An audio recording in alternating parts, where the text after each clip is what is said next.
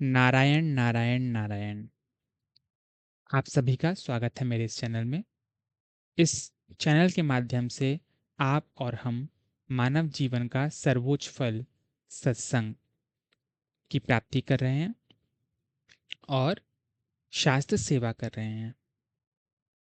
पिछली वीडियोस में हम ये साधक संजीवनी पुस्तक के शुरुआत के 30 श्लोकों का अध्ययन कर चुके हैं। मैंने अपनी पिछली वीडियोस में बताया है कि इस सीरीज में हम श्रीमद् भगवत गीता का अध्ययन कर रहे हैं और श्रीमद् भगवत गीता का अध्ययन करने के लिए हमने साधक संजीवनी टीका को चुना है।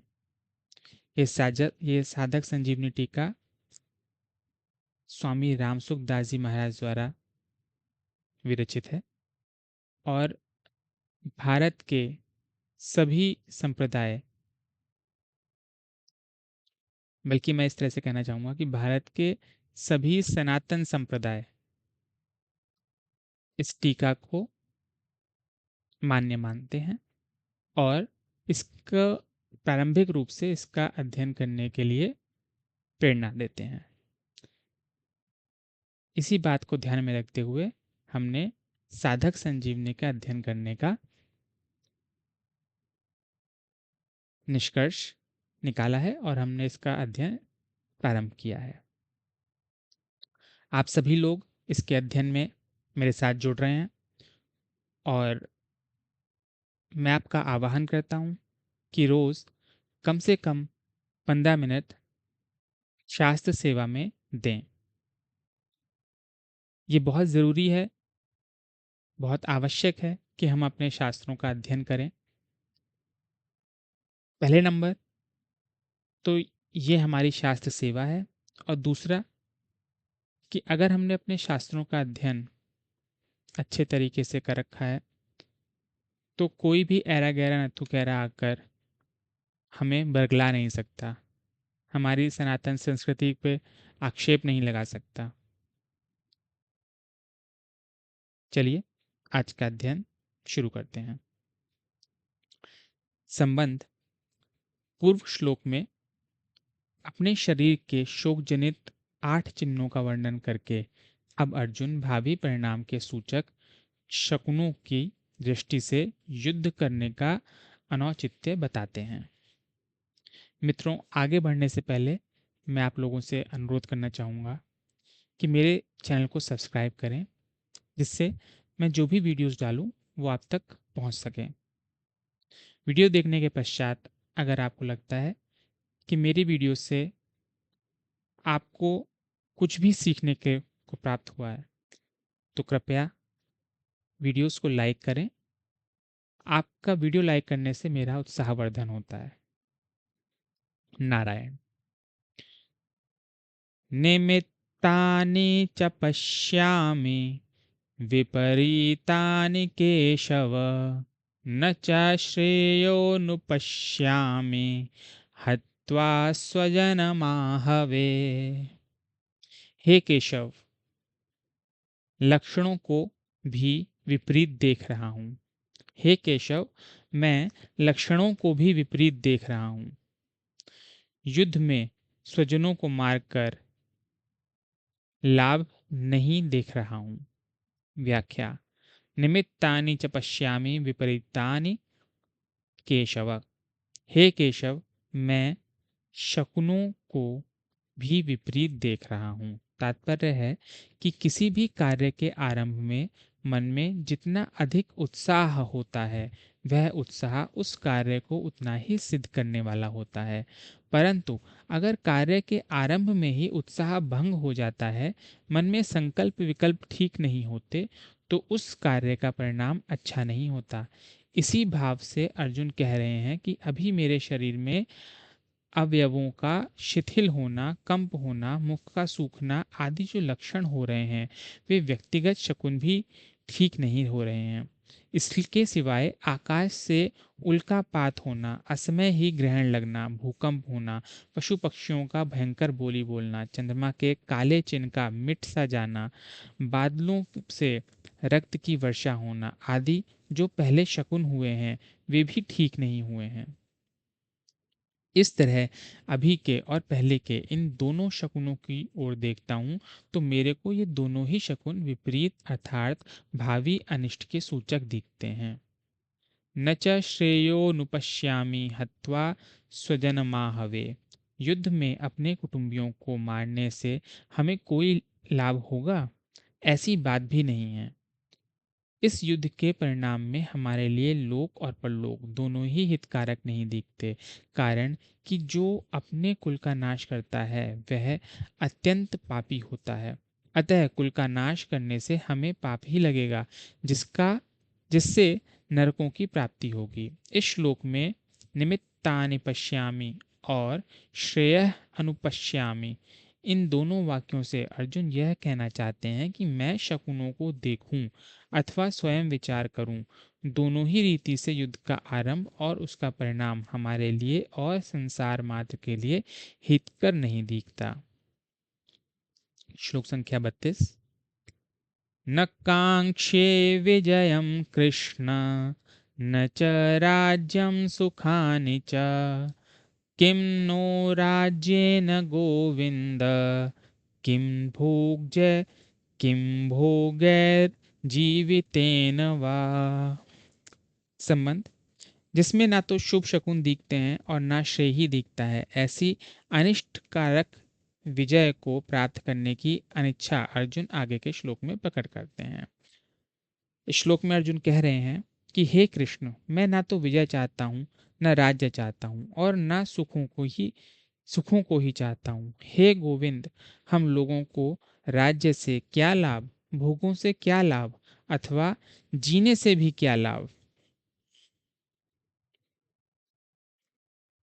व्याख्या। न कांक्षे विजयम कृष्ण न च राज्यम सुखानि च।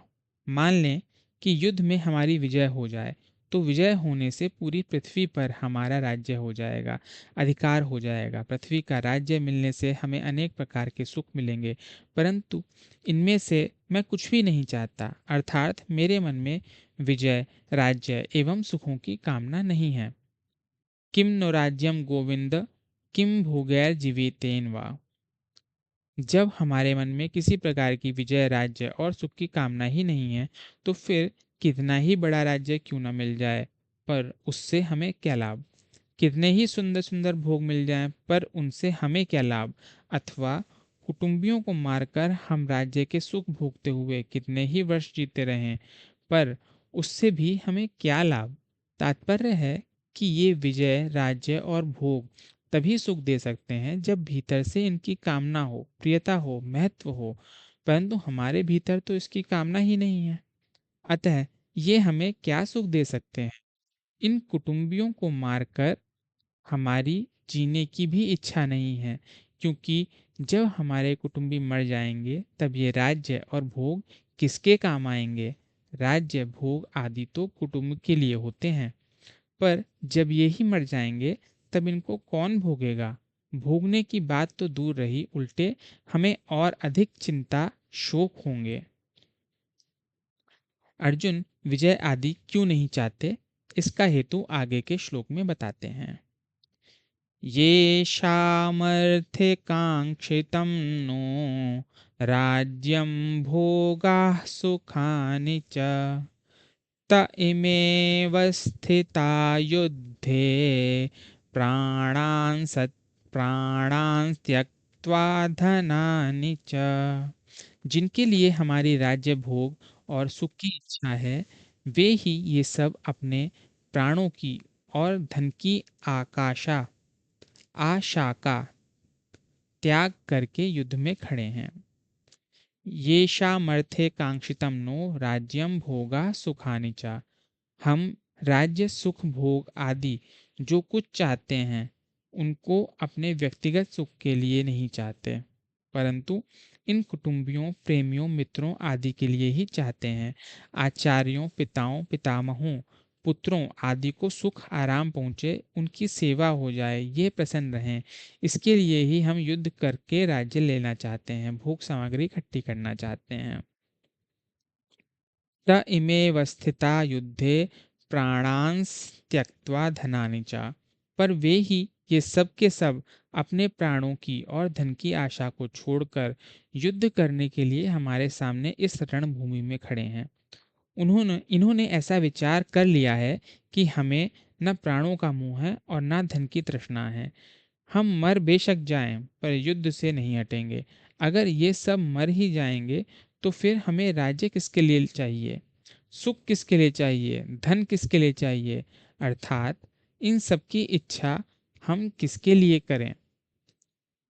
प्राणांस त्यक्त्वा धनानि च का तात्पर्य है कि वे प्राणों की और धन की आशा का त्याग करके खड़े हैं, अर्थात हम जीवित रहेंगे और हमें धन मिलेगा, इस इच्छा को छोड़कर वे खड़े हैं।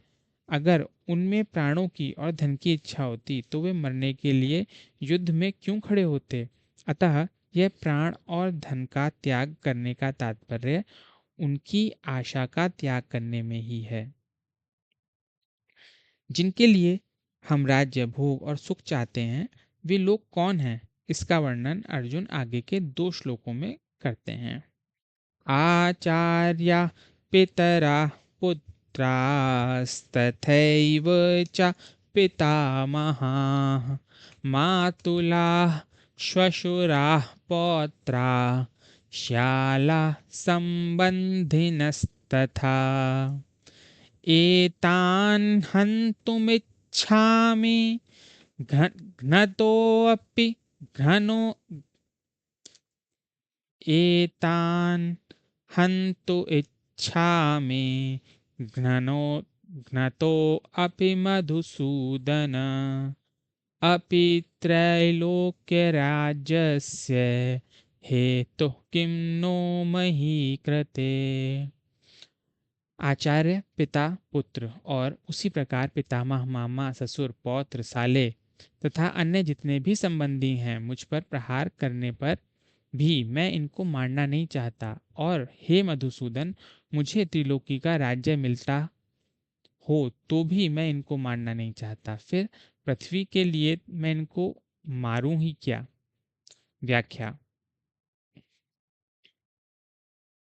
भगवान आगे 16वें अध्याय के 21वें श्लोक में कहेंगे कि काम, क्रोध और लोभ ये तीनों ही नरक के द्वार हैं। वास्तव में एक काम के ये 3 रूप हैं। ये तीनों सांसारिक वस्तुओं, व्यक्तियों आदि को महत्व देने से पैदा होते हैं। काम, क्रोध और लोभ। बहुत ही जरूरी बात यहाँ बताई गई है कि वास्तव में काम के ही 3 रूप हैं। काम अर्थात कामना की 2 तरह की क्रियाएं होती हैं, इष्ट की प्राप्ति और अनिष्ट की निवृत्ति। इनमें से इष्ट की प्राप्ति इष्ट की प्राप्ति भी 2 तरह की होती है, संग्रह करना और सुख भोगना। संग्रह की इच्छा का नाम लोभ है और सुख भोग की इच्छा का नाम काम है। संग्रह की इच्छा का नाम लोभ है और सुख भोग की इच्छा का नाम काम है। अनिष्ट की निवृत्ति में बाधा पड़ने पर क्रोध आता है, अर्थात भोगों की संग्रह की प्राप्ति में बाधा देने वालों पर अथवा हमारा अनिष्ट करने वालों पर, हमारे शरीर का नाश करने वालों पर क्रोध आता है, जिससे अनिष्ट करने वालों का नाश करने की क्रिया होती है। इससे सिद्ध हुआ कि युद्ध में मनुष्य की 2 तरह से ही प्रवृत्ति होती है, अनिष्ट की निवृत्ति के लिए अर्थात अपने क्रोध को सफल बनाने के लिए, और इष्ट की प्राप्ति के लिए अर्थात लोभ की पूर्ति के लिए। परंतु अर्जुन यहाँ इन दोनों ही बातों का निषेध कर रहे हैं। अगर कहते हैं, अगर हमारे ये कुटुंबीजन अपनी अनिष्ट निवृत्ति के लिए क्रोध में आकर मेरे पर प्रहार करके मेरा वध भी करना चाहते हैं, तो भी मैं अपनी अनिष्ट निवृत्ति के लिए क्रोध में आकर इनको मारना नहीं चाहता। अगर ये अपनी इष्ट प्राप्ति के लिए राज्य के लोभ में आकर मेरे को मारना चाहते हैं, तो भी मैं अपनी इष्ट प्राप्ति के लिए लोभ में आकर इनको मारना नहीं चाहता। तात्पर्य यह हुआ कि क्रोध और लोभ में आकर मेरे को नरकों का दरवाजा मोल नहीं लेना है। यहाँ 2 बार अपिपद का प्रयोग करने में अर्जुन का आशय यह है कि मैं इनके स्वार्थ में बाधा नहीं देता तो ये मुझे मारेंगे ही क्यों। पर मान लो कि पहले इसने हमारे स्वार्थ में बाधा दी है, ऐसा विचार से मेरे शरीर का नाश करने में प्रवृत्त हो जाएं, तो भी न तो अपि मैं इनको मारना नहीं चाहता। दूसरी बात, इनको मारने से मुझे त्रिलोकी का राज्य मिल जाए यह तो संभावना ही नहीं है। पर मान लो कि इनको मारने से मुझे त्रिलोकी का राज्य मिलता हो तो भी मैं इनको मारना नहीं चाहता। मधुसूदन, संबोधन का तात्पर्य है कि आप तो दैत्यों को मारने वाले हैं, पर ये द्रोण आदि आचार्य और भीष्म आदि पितामह दैत्य थोड़े ही हैं जिससे मैं इनको मारने की इच्छा करूं। ये तो हमारे अत्यंत नजदीक के खास संबंधी हैं। आचार्य, इन कुटुंबियों ने में जिन द्रोणाचार्य आदि से हमारा विद्या का हित का संबंध है, ऐसे पूज्य आचार्यों की मेरे को सेवा करनी चाहिए कि उनके साथ लड़ाई करनी चाहिए। आचार्य के चरणों में तो अपने आप को, अपने प्राणों को भी समर्पित कर देना चाहिए। यही हमारे लिए उचित है। पितरा, शरीर के संबंध को लेकर जो पिता लोग हैं उनका ही तो रूप यह हमारा शरीर है। शरीर से उनके स्वरूप होकर हम क्रोध या लोभ में आकर उन पिताओं को कैसे मारें। हमारे और हमारे भाइयों के जो पुत्र हैं वे तो सर्वथा पालन करने योग्य हैं। वे हमारे विपरीत कोई भी क्रिया कर बैठें तो भी उनका पालन करना ही हमारा धर्म है। ऐसे ही जो पितामह हैं वे जब हमारे पिताजी के भी पूज्य हैं तब हमारे लिए तो परम पूज्य ही हैं। वे हमारी ताड़ना कर सकते हैं, हमें मार भी सकते हैं, पर हमारी तो ऐसी ही चेष्टा होनी चाहिए जिससे उनको किसी तरह का दुख ना हो, कष्ट ना हो, प्रत्युत उनको सुख हो, आराम हो, उनकी सेवा हो। हमारे जो मामा लोग हैं वे हमारा पालन पोषण करने वाली माताओं के भाई हैं, अतः वे माताओं के समान ही पूज्य होने चाहिए। ये जो हमारे ससुर हैं ये मेरी और मेरे भाइयों की पत्नियों के पूज्य पिताजी हैं, अतः ये हमारे लिए भी पिता के ही तुल्य हैं। इनको मैं कैसे मारना चाहूँ। हमारे पुत्रों के जो पुत्र हैं वे तो पुत्रों से भी अधिक पालन पोषण करने योग्य हैं। हमारे जो साले हैं वे भी हम लोगों की पत्नियों के प्यारे भैया हैं। उनको भी कैसे मारा जाए। ये जितने संबंधी दिख रहे हैं और इनके अतिरिक्त जितने भी संबंधी हैं उनका पालन पोषण सेवा करनी चाहिए कि उनको मारना चाहिए। इनको मारने से अगर हमें त्रिलोकी का राज्य भी मिल जाए तो भी क्या इनको मारना उचित है। इनको मारना तो सर्वथा अनुचित है। पूर्व श्लोक में अर्जुन ने स्वजनों को ना मारने में 2 हेतु बताए। अब परिणाम की दृष्टि से भी स्वजनों को ना मारना सिद्ध करते हैं। निहत्यैधार्तराष्ट्रान्नः का प्रीतिः स्याज्जनार्दन पापमेवाश्रयेदस्मान् हत्वैतानाततायिनः। हे जनार्दन, धृतराष्ट्र संबंधियों को मारकर हम लोगों को क्या प्रसन्नता होगी। इन आतताइयों को मारने से तो हमें पाप ही लगेगा। व्याख्या। धृतराष्ट्र के पुत्र और उनके सहयोगी दूसरे जितने भी सैनिक हैं उनको मारकर विजय प्राप्त करने से हमें क्या प्रसन्नता होगी। अगर हम क्रोध अथवा लोभ के वेग में आकर इनको मार भी दें तो इनका वेग शांत होने पर हमें रोना ही पड़ेगा। अर्थात क्रोध और लोभ में आकर हम क्या अनर्थ कर बैठे ऐसा पश्चाताप ही करना पड़ेगा। कुटुंबियों की याद आने पर उनका अभाव बार बार खटकेगा, चित्त में उनकी मृत्यु का शोक सताता रहेगा। ऐसी स्थिति में हमें कभी प्रसन्नता हो सकती है क्या। तात्पर्य है कि इनको मारने से हम इस लोक में जब तक जीते रहेंगे तब तक हमारे चित्त में कभी प्रसन्नता नहीं होगी और इनको मारने से हमें जो पाप लगेगा वह परलोक में हमें भयंकर दुख देने वाला होगा। आतताई 6 प्रकार के होते हैं। आग लगाने वाला, विष देने वाला, हाथ में शस्त्र लेकर मारने को तैयार हुआ, धन को हरने वाला, जमीन छीनने वाला और स्त्री का हरण करने वाला। दुर्योधन आदि में ये छहों ही लक्षण घटते हैं। उन्होंने पांडवों को लाक्षागृह में आग लगाकर मारना चाहा था। भीमसेन को जहर खिलाकर जल में फेंक दिया था। हाथ में शस्त्र लेकर वे पांडवों को मारने के लिए तैयार थे। युद्ध क्रीड़ा में छल कपट करके उन्होंने पांडवों का धन और राज्य हर लिया था। द्रौपदी को भरी सभा में लाकर दुर्योधन ने मैंने तेरे को जीत लिया है, तू मेरी दासी हो गई है आदि शब्दों से बड़ा अपमान किया था। और दुर्योधन आदि की प्रेरणा से जयद्रथ द्रौपदी को हर कर ले गया था। शास्त्रों के विचार के अनुसार आतताई को मारने से मारने वाले को कुछ भी दोष नहीं लगता, परंतु आतताई को मारना उचित होते हुए भी मारने की क्रिया अच्छी नहीं है। शास्त्र भी कहता है कि मनुष्य को कभी किसी की हिंसा नहीं करनी चाहिए। हिंसा न करना परम धर्म है। अतः क्रोध लोभ के वशीभूत होकर कुटुंबियों को की हिंसा का कार्य हम क्यों करें। आतताई होने से ये दुर्योधन आदि मारने के लायक हैं ही, परंतु अपने कुटुंबी होने से इनको मारने से हमें पाप ही लगेगा, क्योंकि शास्त्रों में कहा गया है कि जो अपने कुल का नाश करता है वह अत्यंत पापी होता है। अतः जो आतताई अपने खास कुटुंबी हैं उन्हें कैसे मारा जाए।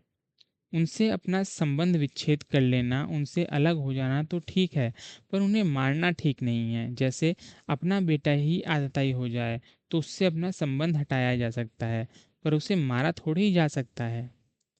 पूर्व श्लोक में युद्ध का दुष्परिणाम बताकर अब अर्जुन युद्ध करने का सर्वथा अनौचित्य बताते हैं। अब इस श्लोक को हम अगली वीडियो में कवर करेंगे। आज के लिए इतना ही। प्लीज़ मेरे चैनल को लाइक करें, मेरी वीडियोस को लाइक करें, मेरे चैनल को सब्सक्राइब करें। नारायण नारायण नारायण।